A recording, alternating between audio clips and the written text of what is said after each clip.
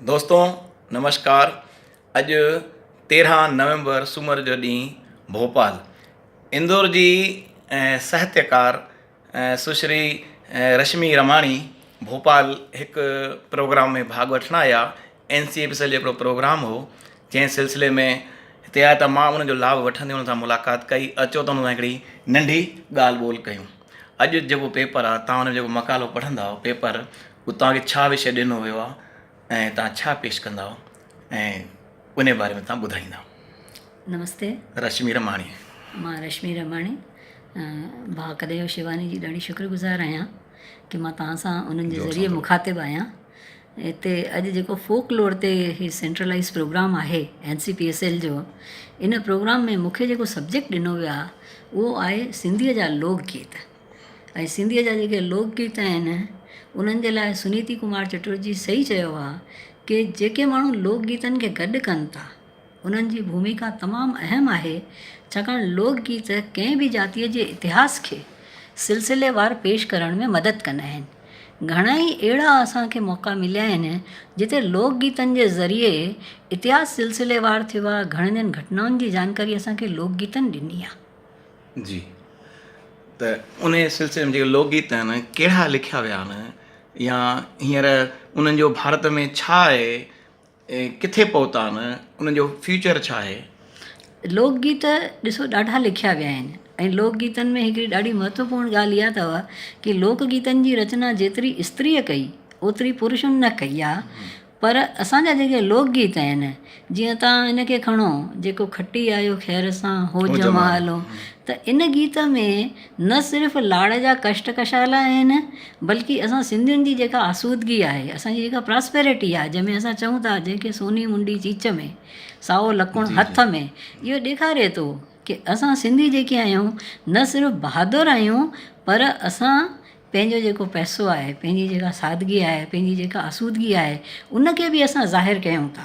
ॿिए तरफ़ असां जॾहिं कच्छ में था वञूं, जिते हिकु पासे कलराठी ज़मीन आहे, ॿिए तरफ़ लूण जो समुंड आहे, उते जेके मालधारी रहनि था, जेके रेबाड़ी आहिनि, ॼत आहिनि, झड़ोक आहिनि, मेव आहिनि, इन्हनि जा जेके लोकगीत आहिनि जिन में मतिलबु थोरो सो साओ गाहु पैदा थिए थो, कोई वधीक कोन्हे उते हरियाली, पर तॾहिं बि उहो पंहिंजी रवायतुनि खे, पंहिंजी इतिहास खे, पंहिंजे जीवन खे लोकगीतनि में ज़िंदा रखी वेठा आहिनि। त इहे लोकगीत जेके आहिनि इहे कहिड़े मौक़े ते ॻाया वेंदा आहिनि?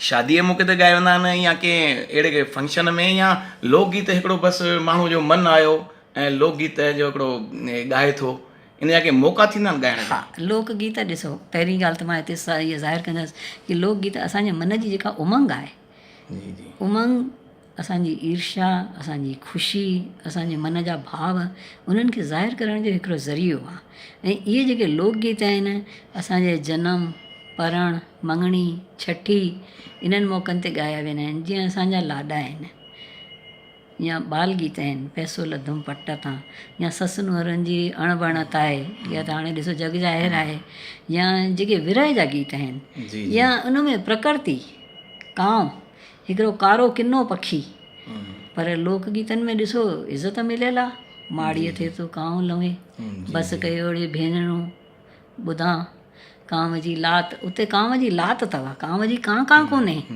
छाकाणि जो कांव आयो आहे त संदेश ईंदो, महिमान ईंदो।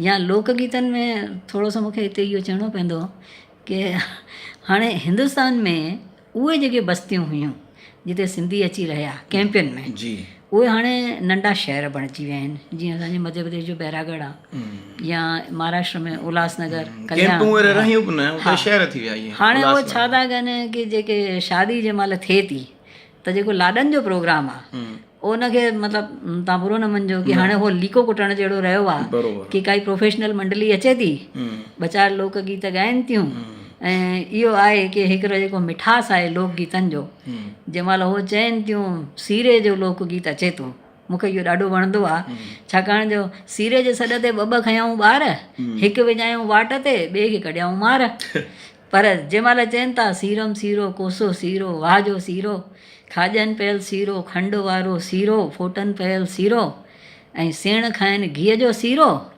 पाड़े वारा खाइनि डालडा जो सीरो, त लॻंदो आहे की भई सिंधियुनि में सीरो ॾाढो पुराणो आहे ऐं सिंधियुनि जो सीरो सभिनीनि खां सुठो आहे। बराबरि। जेका असां में अंतर्ध्वनि आहे, जेका अंदरूनी ॻाल्हि आहे, उहा किथे न किथे असांजो जेको खान पान आहे, असांजो जेको रहन सहन आहे, उनखे बि लोकगीत ज़ाहिर था कनि। बढ़िया। ऐं अॼु तव्हांजे पेपर जी पूरी तयारी आहे, असां हुते तव्हांखे ॿुधंदासीं, तव्हां जेको पेपर पेश कंदव। तमामु घणी ख़ुशी तव्हां सां मुलाक़ात करे। नमस्कार। ॿियो कुझु तव्हां एक्स्ट्रा ॿुधाइणु चाहींदा हा, इन विषय में? हिन इंटरव्यू जे ज़रिए हीअ जेका गुफ़्तगू आहे असांजे प्यारे भाउ कन्हैया सां गॾु आहे, उन जे ज़रिए मां तव्हांखे हिकिड़ो संदेश ॾियणु थी चाहियां कि सिंधी भले ई हिंदुस्तान में टिड़ी पखिड़िजी विया, या अॼु हिकिड़ो असां जीअं चवंदा आहिनि न, नारो था हणूं, फतो था ॾियूं, सिंधियत बचायो, सिंधी ॿोली बचायो, त इते मां तव्हांखे इहो चवंदसि कि सिंधियत हिकिड़ो अहसासु आहे जेको इंसानी जातीअ जे वजूद में हुन जे सत वांगुरु समायल आहे। ऐं सत जी जेका सुरहाण आहे, जेसिताईं इंसानु जीअरो आहे, उन जे वजूद मां ईंदी ईंदी तव्हांखे कुझु न आहे करिणो। तव्हांखे सिर्फ़ु इहो फील करिणो आहे कि तव्हां सिंधी आहियो, ऐं सिंधी याने केरु, पंहिंजो पाण ते फ़ख़ुरु कयो। छाकाणि जो असांजो जेको दिमाग़ु आहे, आला दिमाग़ु आहे। असांजी विरासत, असांजी तहज़ीब, अजीम उशान विरासत जा असां वारिस आहियूं। असांजी जेका ॿोली आहे संस्कृत खां पुराणी अथव, महाभारत सिंधीअ में लिखियो वियो हुयो। ऐं इन जे अलावा जंहिं महिल मोहन जोदड़ो जी खोटाई थी, त तव्हांखे मूंखे इहो ॿुधाइण जी ज़रूरत न आहे कि दुनिया जी उहा सभिनीनि खां सिविलाइज़्ड ऐं हिकिड़ी जेका तरक़ी पसंदि सिविलाइज़ेशन हुई, उन जा जेके सबूत मिलिया आहिनि, जेके ज़ेवर मिलिया, जेके शयूं मिलियूं, उहे ज़ाहिर थियूं कनि कि असां केतिरी अज़ीम सभ्यता जा वारिस आहियूं। ऐं अलाए छो असां में हिकिड़े क़िस्म जो कॉम्प्लेक्स आहे, असां पाण खे सिंधी नथा चई सघूं। त मुंहिंजी तव्हां सां इहा गुज़ारिश आहे, रिक्वेस्ट आहे कि तव्हां पंहिंजा पाण खे सिंधी सॾायो, छाकाणि तव्हां में कंहिं बि शइ जी कमी न आहे जो तव्हां ॿियनि खां पंहिंजो पाण खे घटि था सम्झो। अॼु अगरि जे तव्हां डेटा खणी ॾिसो ॿोली शाहूकार ॿोली, त तव्हांखे ख़बर पवंदी कि भई इहा असांजी ॿोली, असांजी ज़मीन आहे। ऐं आख़िरी में मां तव्हांखे इहो ई चवंदसि, लखनि ते लेटण वारा, करोड़नि ते कुॾण वारा, अरबनि ते उॾामण वारा सिंधी, आकाश में आखेरा ठाहियूं पर ज़मीन ते हलणु कोन सिखी सघिया। छो न सिखी सघिया? भले तव्हांखे सोन जे प्याले में दारूं आछींदा, पर हिननि खां इन्हनि जे घर जो पतो न पुछो, छाकाणि जो इन्हनि खे ख़बर न आहे कि हे केरु आहिनि। पंहिंजो पाण खे सुञाणो। महिरबानी। हिन इंटरव्यू लाइ शुक्रिया। महिरबानी।